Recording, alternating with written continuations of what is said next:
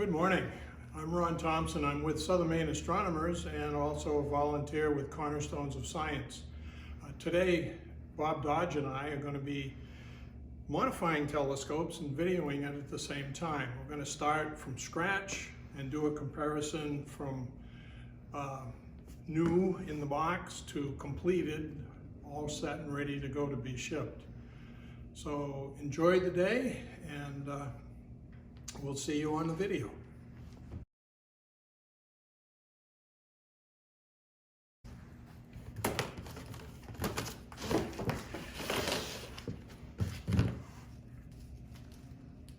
You don't need to follow me, that's okay. I'll do just one for right now. All right.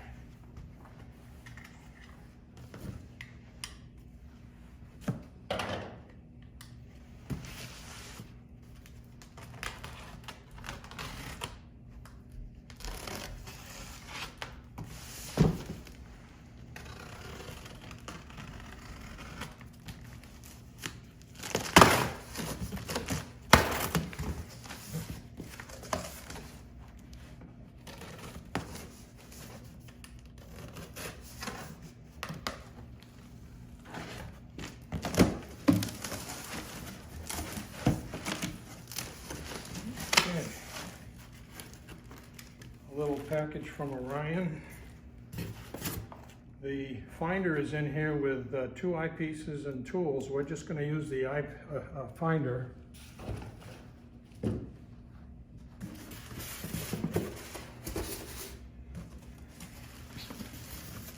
the scope comes out on the bottom. There's a foam. You just put that back in the box and put this on the table.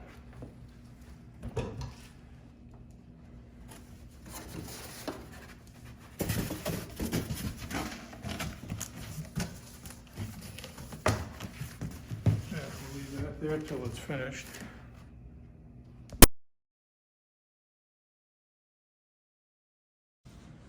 Now here, the two telescopes look somewhat alike, but you can tell there is a difference. In here is the completed telescope ready to ship. I'll just pop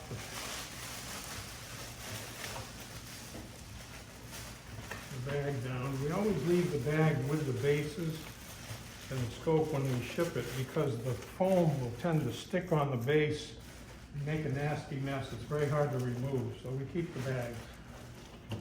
Okay. We keep the cardboard.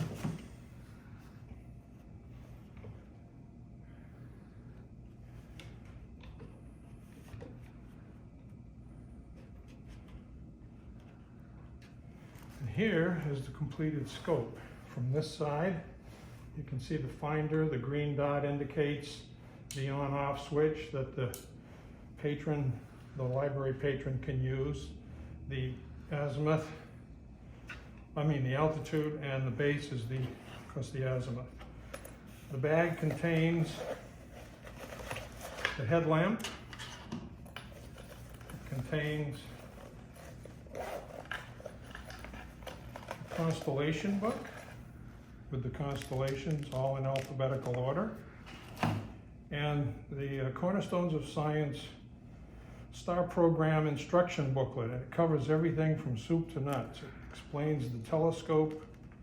It goes into the functions of the different pieces, like the eyepiece, the focuser, the finder, the education pack. Stickers warning not to look at the sun, evening sky map and where to get one,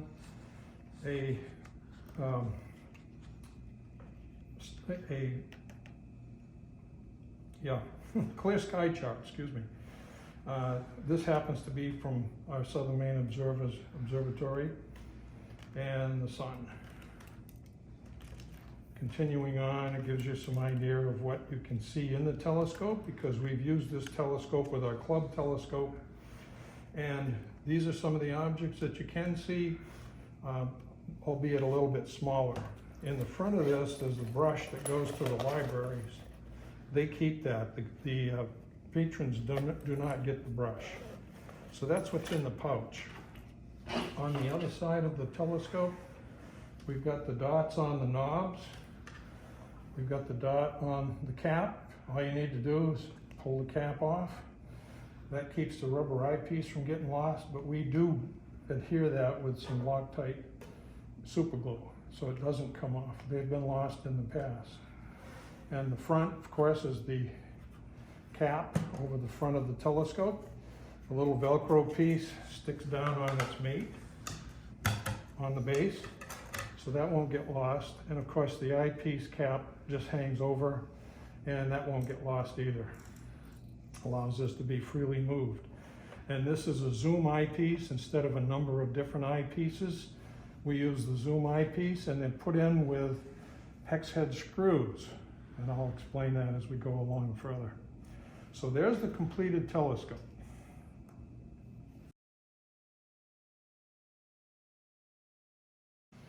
Okay, and the decals.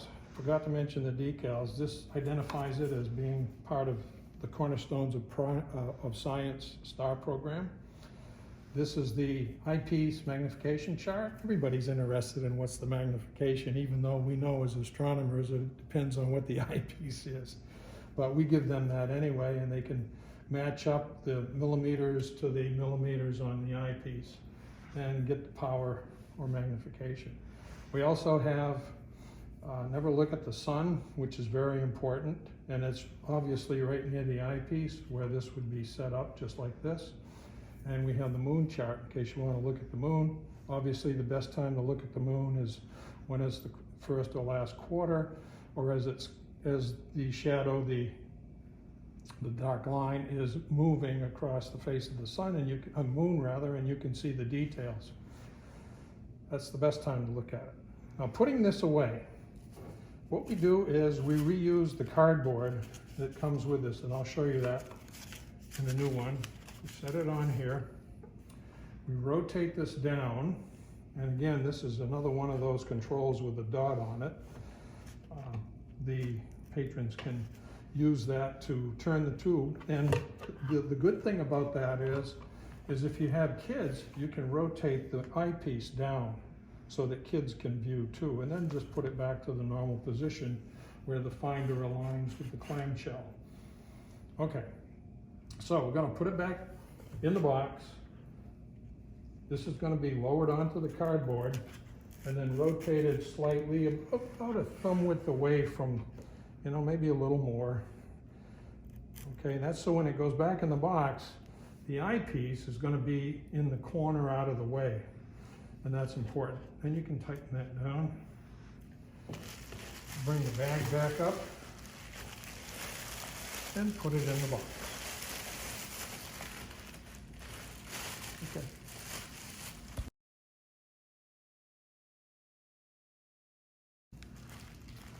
Okay, now that we've seen a completed telescope, how that pretty much works, we're going to make one right out of the box to look exactly like that. Over the few years that we've been doing this, I've been maintaining consistency in how these scopes are modified, and that's very important. So if a library calls up and says they have a problem, they can explain what it is. We don't have to say, well, when did you get it? What model is it? They've been consistently the same, at least for the last 5 years, and prior to that, we did make some changes. Okay, get rid of the plastic. The handhold is convenient, so you can lift it up, get the plastic out of the way. Set it aside because we will reuse. Okay, first things first, we're going to take this off. This is the accessory bracket for the eyepieces, and we're just going to toss it and screw the screws back in nice and tight.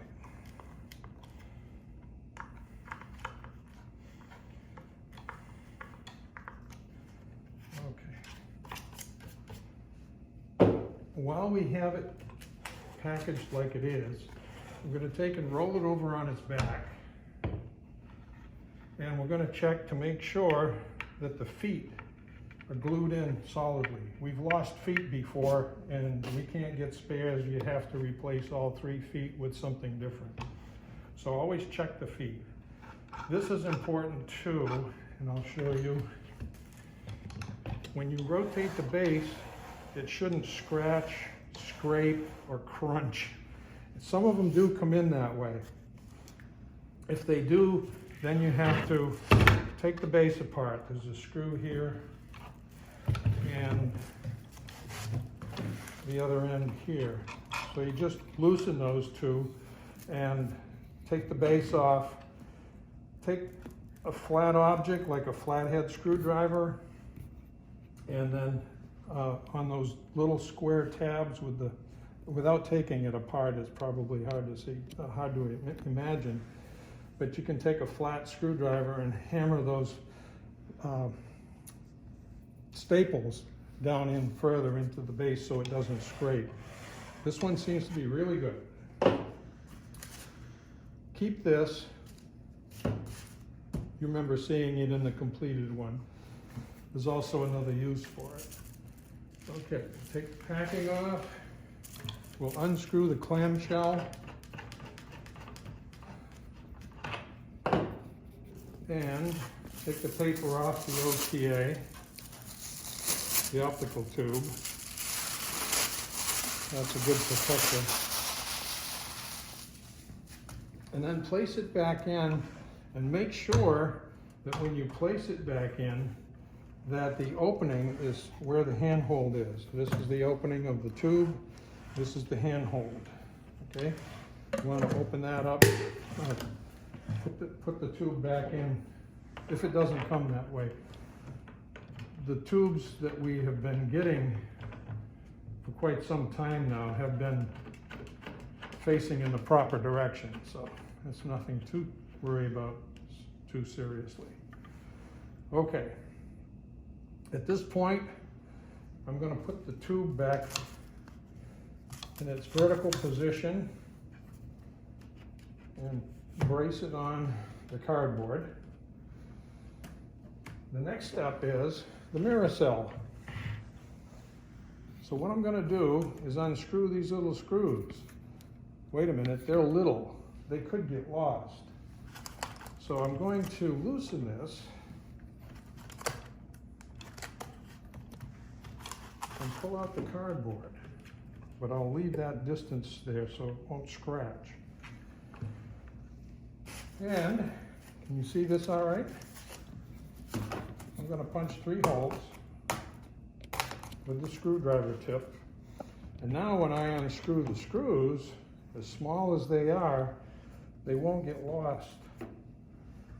They'll be tucked in nice and neatly into the pad. Cardboard pad.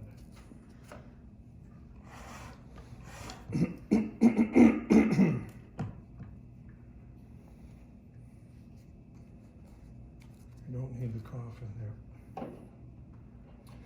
Now before I remove it, I'm going to make it as easy as possible to remove these.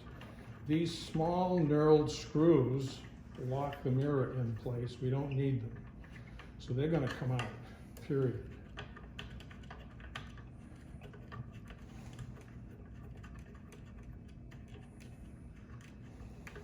Now if we're doing 5 of these at a time, which I do, I just line them up and I go down the line and then I go back up the line and I go down the line and back up the line.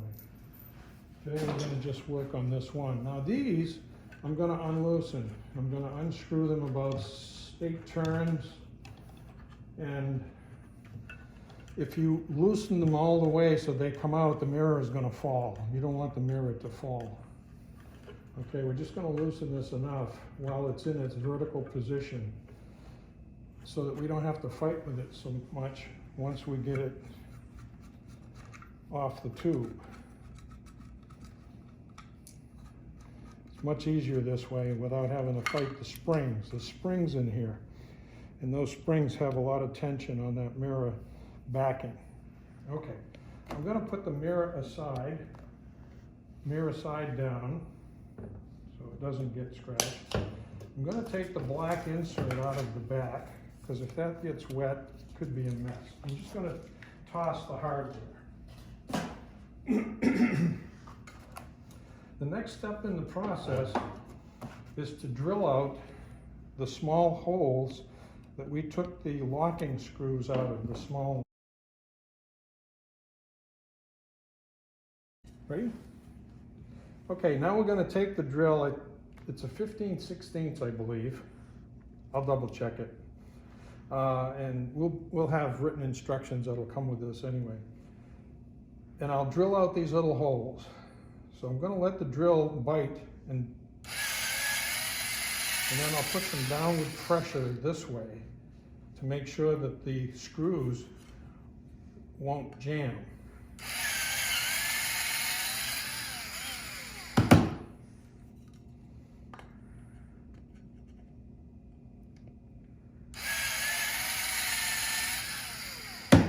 A good sharp drill bit will pull itself in, so you don't have to worry about forcing it, slipping all over the place. Okay, there we have it. Now, what we need to do is exchange the springs from here, got it? Over to this backing of the mirror cell, because the springs now are going to go onto where the small screws came from. You can see it's ribbed, it's been drilled out, but it fits these screws just fine. So we're going to use those holes anyway, so why not move it over? Now this is important. In this step, what I'm going to do is I'm going to ensure that these screws on the back of the mirror are tight, are snug. And I'm going to just counterclockwise. They're going to move a little bit, and that's okay, but you don't want to over tighten those, because then you'll have to take the mirror out. Okay, those are good and snug. Now, why am I doing this? Well, when I get the nut driver on the wrench, that's going to put tension on the screw. It's a lock nut, and if these are loose, the lock nut will turn the screw. Then you will have to take it apart and retighten the nuts, the screws rather. Okay, so there's the tightened screws, the drilled holes. And now all I need to do is align the springs with those screws protruding up. And I'm going to give it a little squeeze. I'm going to make sure that there's nothing that's going to interfere with its movement. Perfect. Okay. Okay, now I've prepared to adhere the back of this to the mirror cell. It moves very freely. And those are 15/64, not 15/16, 15/64 drills that drill those out just enough so that there's play without restriction and no other movement. So 15/64. All right, we've got 3 washers and 3 lock nuts. So I'll press down with the washer and hand tighten, just finger tighten the lock nut.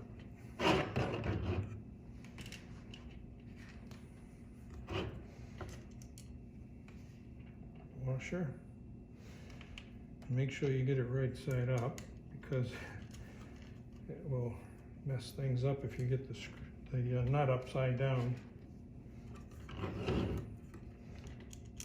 Okay, 1, 2, 3. Now again, I've tightened those screws by turning them counterclockwise, but yet not so much that it was going to cause the screws to strip. That's important. And it's just done by feel. This is a 5/16 nut driver, and these have been finger tightened. So what I'm going to do now is I'm just going to turn this 1, 2, 3, 4, 5. That'll bring the screw just about level with the top of the nut. 1, 2, 3, 4, 5. Perfect. 1, 2, 3, 4, 5. Perfect. Okay. That being done, I can still check to make sure that there's plenty of movement so that I can collimate. And there we have it. There's the mirror. And we don't have to mess with that, thank goodness. And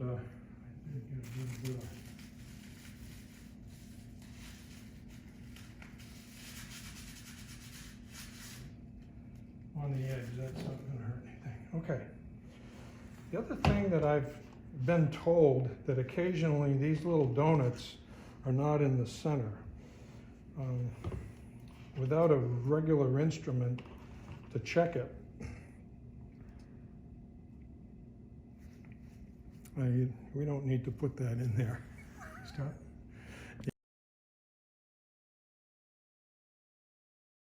Okay, now that we've got that adjusted with these screws level with the top of the lock nut, we'll find the keyway and set it back on the optical tube, lining up the holes for the little screws.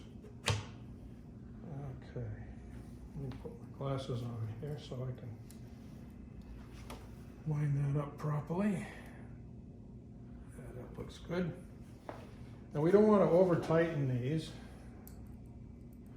And again, they're small, so you got to be careful you don't drop it. If you've got a rug on the floor, you could end up losing it in the rug because they are small. And that's why I punch out the cardboard and put the screws back in the cardboard. And very carefully line the holes up. And again, like anything else, don't over tighten. These little screws will strip easy when they're going into plastic.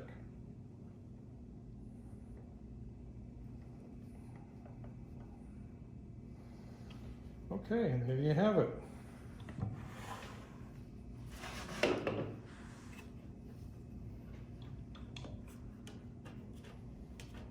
The next step will be collimating. Actually, no, not yet, but it can be. Yeah, why not? We can do that. Again, the screws that are on here are going to be removed totally. These hold the eyepiece in place.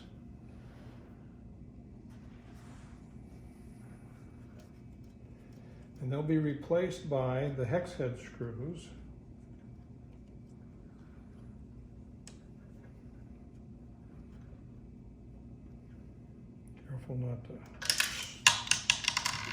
Careful not to strip them.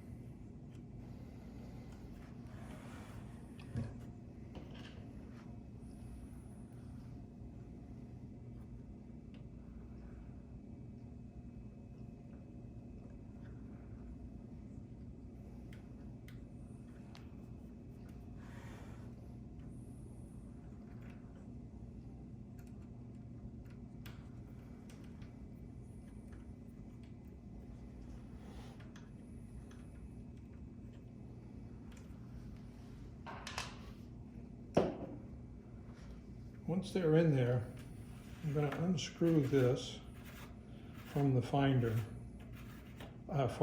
excuse me.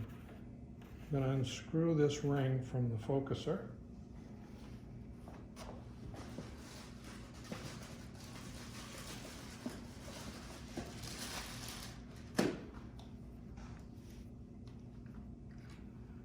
And I'm going to apply Loctite 425, which is a plastic to metal locking agent. And I'm going to put some on here. Not sparingly necessarily, but not soaking either. some of these thread very loosely and they can get cross-threaded easily, but because they are so loose, you can see how loose that's threading in. We want to make sure that once it's on there and snug, we'll give it an extra little crank to make sure it's on there solid. This can't be removed once that's glue sets. So the combination of the 425 on the lock ring, the set screws, the hex head screws, and in a minute we'll show you about the eyepiece. That will stay set. You won't have to worry about having it removed or getting removed inadvertently. It has to be deliberately removed. That's one of the things about modifying these telescopes. Okay.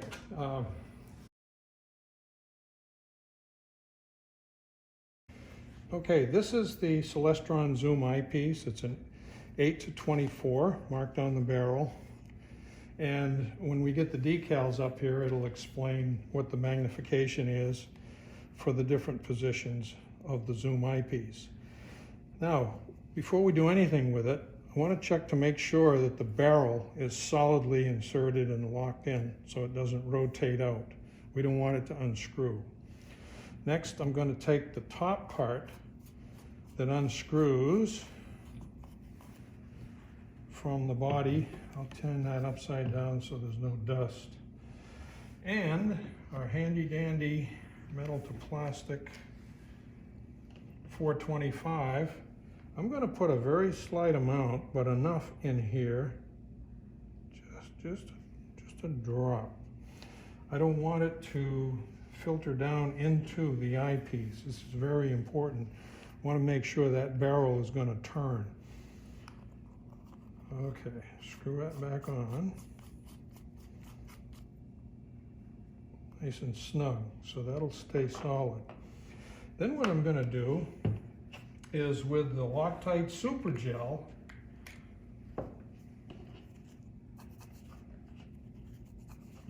clean the nozzle before I put it back. I'm going to use the Super Gel and I'm going to go around the perimeter of this and put just a drop. I mean, just a drop. You can just barely see it. Just a drop. Okay, that might even be too much now. And I'm going to go around and do this in 5 different spots. I just got a little bit on the edge there. Shoot. This will adhere the rubber cup that does have a habit of getting lost to the eyepiece. I will put the cap, no, I won't put the cap back on. I'm going to lay this upside down and let it set. Put that over the bottom. Okay, while that is drying, now we can collimate the eyepiece, the telescope.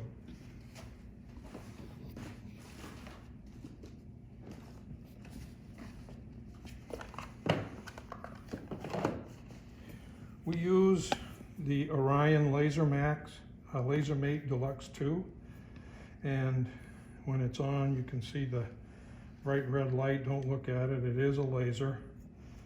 And the screen will help us orient the dot once we get it set up in the scope. Now I'm just going to temporarily tighten one of these so that the collimator is good and solid. I've got it lined up with the top of the clamshell fairly straight. I'm going to remove the cover, turn it on, and I'll check to see where the dot is from the secondary. And it's pretty close to the little dot that's on there. It can be moved slightly. It's down in this corner, so I'm going to loosen this set screw. I'm going to try to loosen that set screw.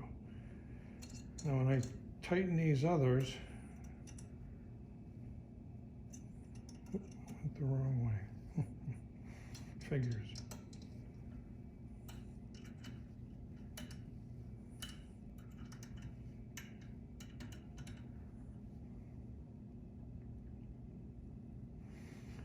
Okay, when I tighten these others, it should take it back down towards the middle.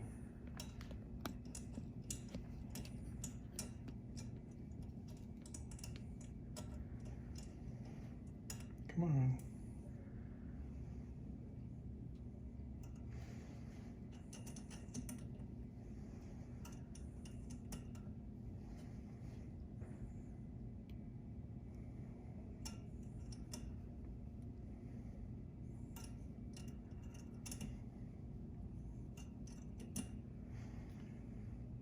Sometimes these things are a little tricky.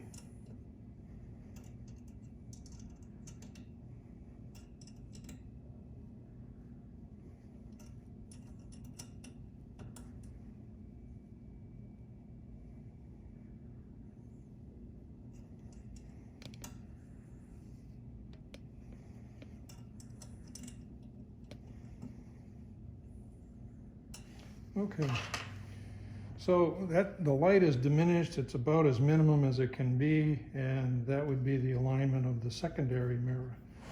Now I'll go back and I'll see where the red dot is in the collimator. Now that's the focuser. I'm going to make sure the focuser is down. It's still going to move a little bit, and it's a loose focuser. Okay, maybe that's a good thing. We'll just give these screws a couple of turns, or not a couple of turns, but a turn to make sure that this is solid.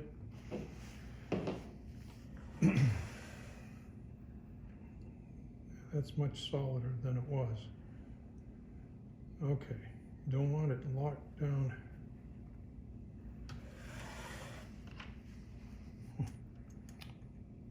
That's off to one side, so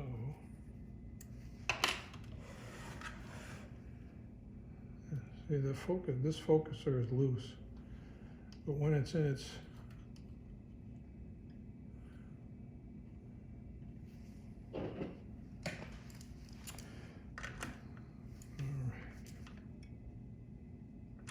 take that down.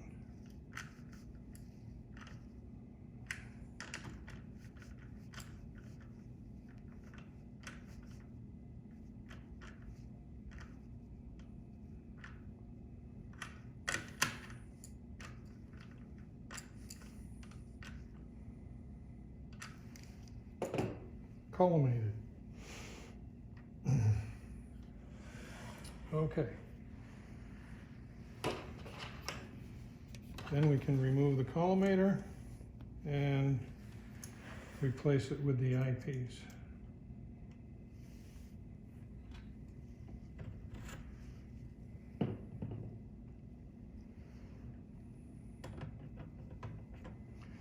When we put the eyepiece in, I usually use the arrow to the top part of the telescope.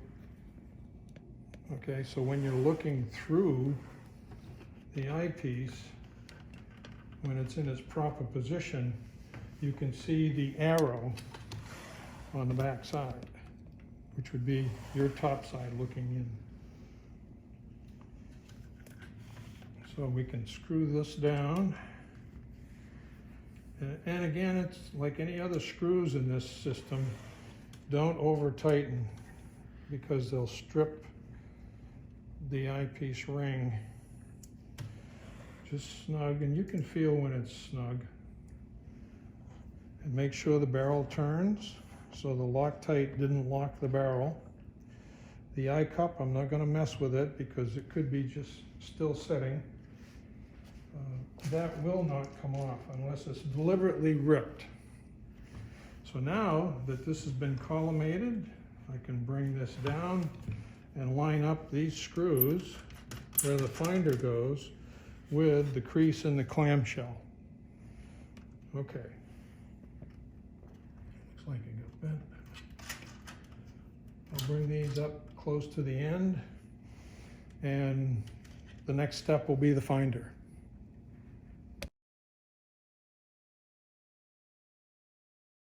Go ahead. Before we do the finder, I'm going to go ahead and get rid of the hardware first, as much of the hardware as possible. So I'm going to drill the holes in the caps.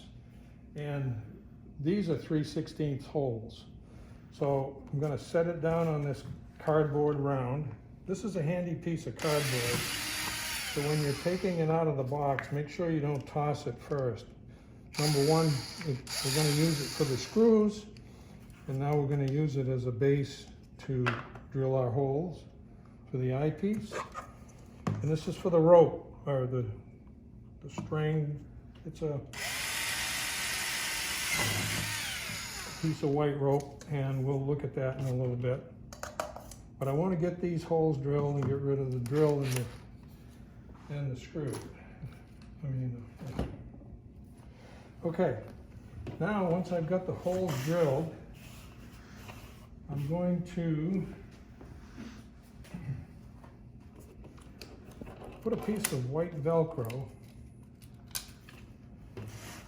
in line with the R, just about a ½ inch down from the top of the edge. Maybe not quite a half. And then I'll take its mate and I'll stick it on there. Now this is to keep the cover in place when it's being used. And when we get the string tied in here, you'll see.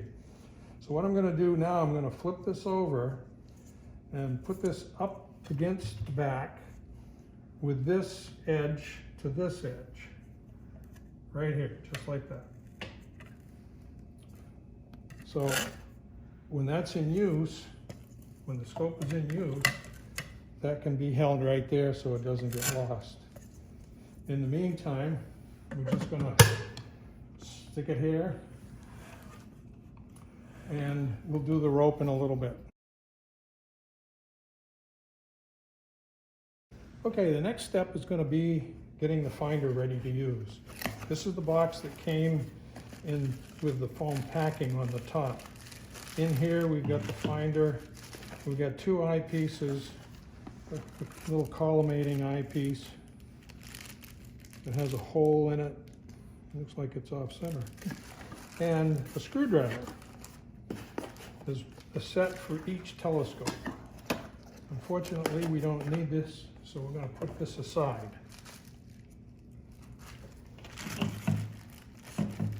In the bag with the finder is the battery. The battery will go into the battery housing, and this little cap pops off. There's a tension spring here to keep pressure on the battery once it's in the finder.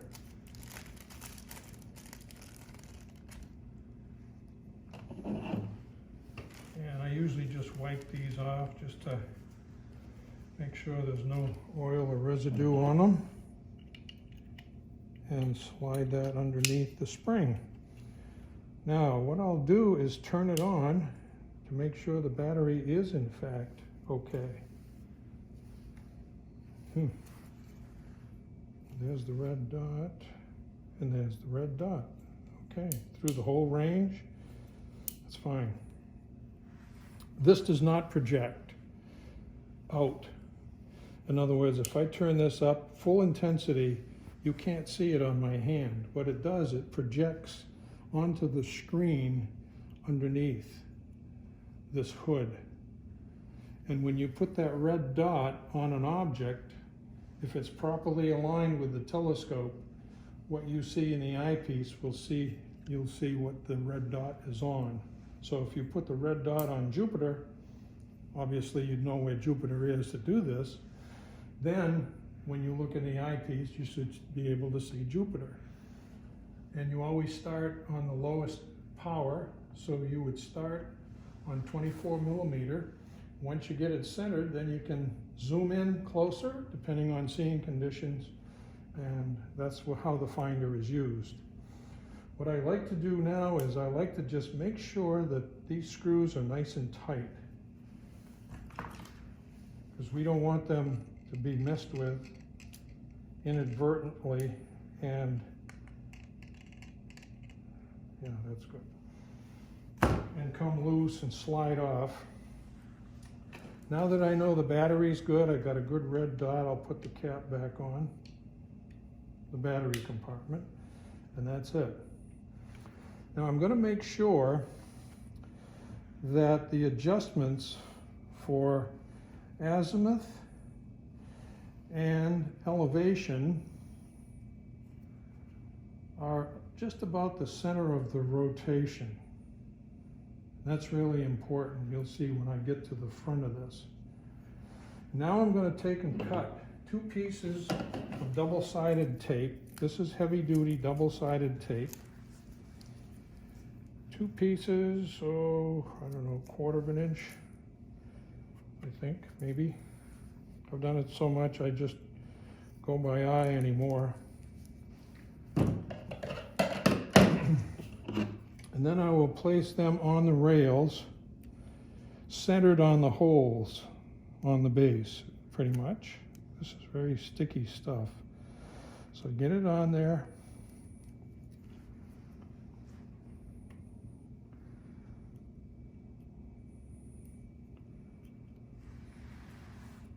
Okay. Now we're going to take and remove the red.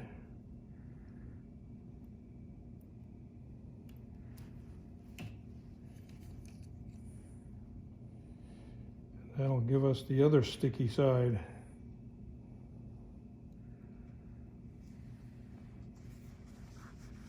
Okay.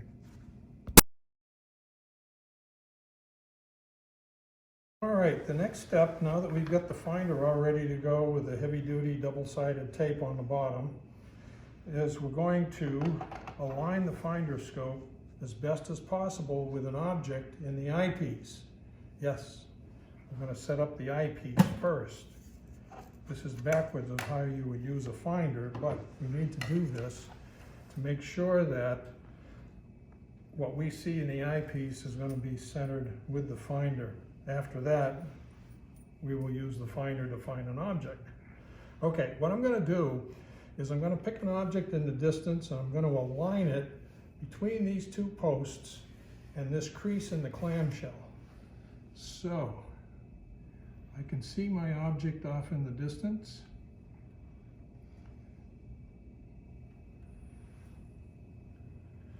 And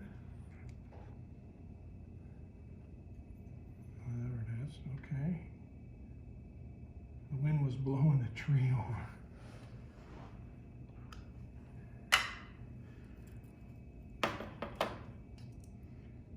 So I will focus on that object in the distance, center it in the eyepiece, and then zoom in, keeping it centered in the eyepiece. I will then turn the dot on so that it's projecting on the screen under the hood, and I've got it bright because this is daytime. You don't need it bright at night. All you need to do is basically just turn it on. And I'll very carefully, without hitting the tube, is put this red dot right on that item in the distance. Okay, now it's a little bit high, but that's okay. It's vertically aligned. So when I tighten the screws down, I'm going to try to keep that vertically aligned.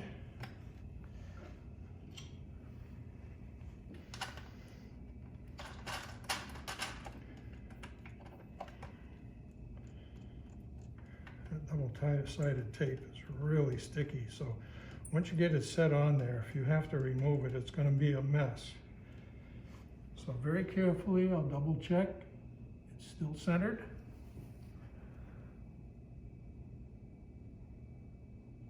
The red dot is still vertical.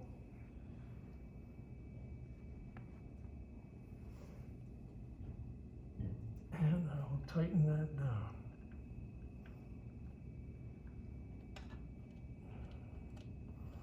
Trying to keep the red dot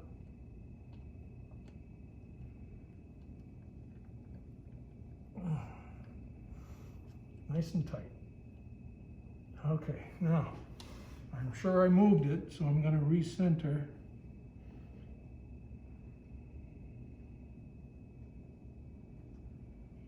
And again, this is at maximum magnification, and it's at a distance that's quite a ways away. Now I will fine tune. I'll bring that over just a hair and bring this right there. I think I got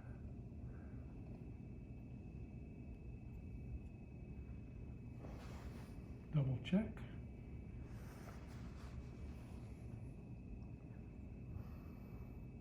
Tricky.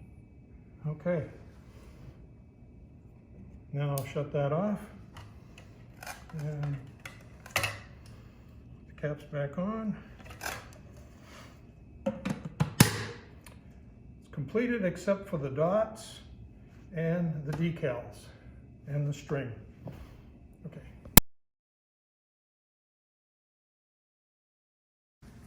Okay, next step will be application of the decals. It's really kind of a nothing thing, but it's important.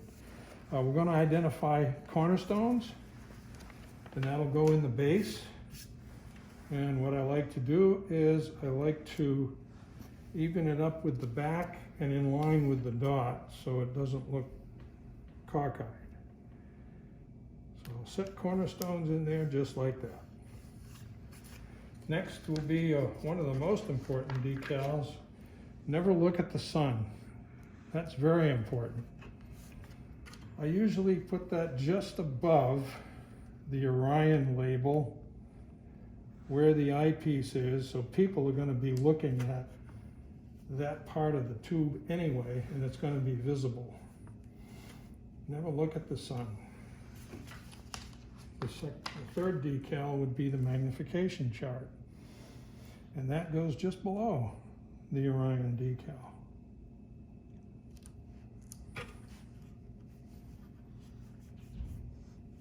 Try to keep the bubbles out of it as best as possible. Now with those in, I'll put the big one on, and that's the moon. Now the moon decal is designed so that what you see on the decal is what you're going to see when you look in the eyepiece. It'll be properly oriented. Now what I do here, I find the verbiage at the bottom. It's a little difficult to read without glasses, for me anyway. But I'm going to cut a notch where this screw is into, but not such that I'm going to cut out any words.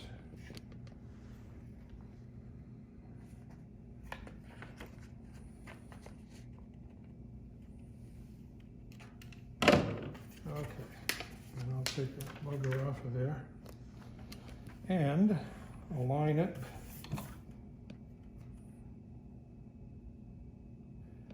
so that it's parallel with the back of the mirror cell. Smooth it out, no creases, no bubbles. Okay. And now that I'm finished collimating and putting decals on, I will realign the tube so that the finder is in alignment with the crease of the clamshell. Okay, there are the decals.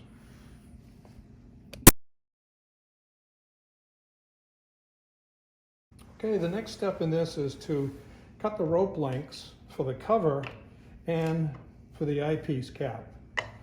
Now what we do, we start with a piece of rope that we have. I forget what the diameter, I think it's 8-inch nylon, and we want to cut the length to 26 inches. The first length, of course, like I said, at 26 inches is for the cap, for the cover rather. The next piece is going to be half that size. So what I'm going to do, because I'm going to be working on multiple scopes here, is I'm going to cut another length of 26. And I'll burn the ends just a little bit. 1, 2, 3.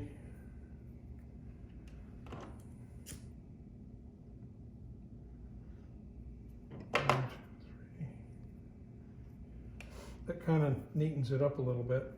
Now I've got 2 lengths of 26 inches. I'm going to take one of these and cut it in half.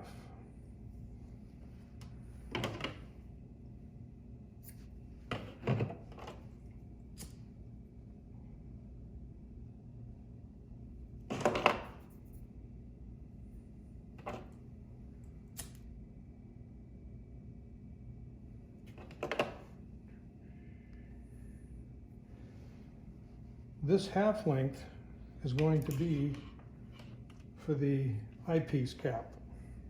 So what I'm going to do now, I'm going to take the fattest end that I melted, and I'm going to use it as a stop, basically, and just tie a plain old half hitch knot right in that.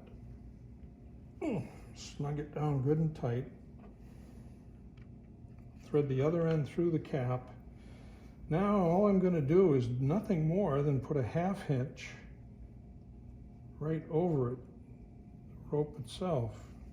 Snug that up and then thread it over the knob. Now I have the cap, so when you want to take it off, you can just pull the cap back with the rope. You don't have to grab the thing. A lot of people grab it this way, and that's where we lose eye cups, because they end up inside here, and then when they get through the evening, it's somewhere on the ground. Anyway, there's the cap for the eyepiece. And again, I'm going to tie a knot. I think this is the fatter end.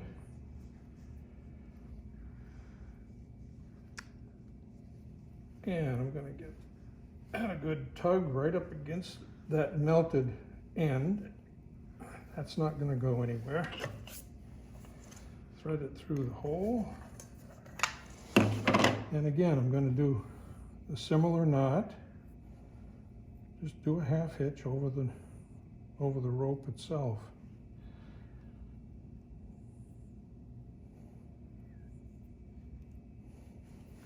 And then pull that nice and snug. Then that will slide right over this knob. This is your altitude knob. And I'm going to snug it right up to the back of that. And that will stay right there and be attached to the Velcro when not in use. You'll have it right on the front. So there you have the ropes, how they're attached, and the lengths. 26 inches, 13 inches. And they work fine. Okay. Okay, now we're going to do something that is sort of new in this process. We're going to give the people that check the scope out a little bit of an idea which controls they can manipulate without causing any grief. So we put these little green dots on those particular locations. Obviously the altitude knob, so you can loosen this, tighten it as needed. Okay. While we're here, we're going to put one on the finder right over the screw hole. All right, that'll keep curious people from trying to unscrew that screw, but it also lets people know that that's a control that they can use. Coming over to this side, we'll start with the with the front cover. I like to stick a dot right vertically in line with the rope and the Velcro. Coming around, I'm going to put a dot on one focus knob here and the other focus knob here. Okay, so that tells folks that it's okay to use the focuser. And obviously, one last one right on the cap. Oops, not the last one, I got one more. This, believe it or not, is not used that much because once the telescope is balanced, which it is when the decals are about like they are now, this will stay in any position without having this locked too tight. If it's too loose, yeah, it will move. But even when it's loose, it will stay in position. But you want it tightened a little bit. And again, this control is so that you can tip that down for kids without having to lift them up to look in the eyepiece like an adult would. And then when you finish, you can line the finder with the clamshell. Okay. So, except for the education pack, that is a completed scope.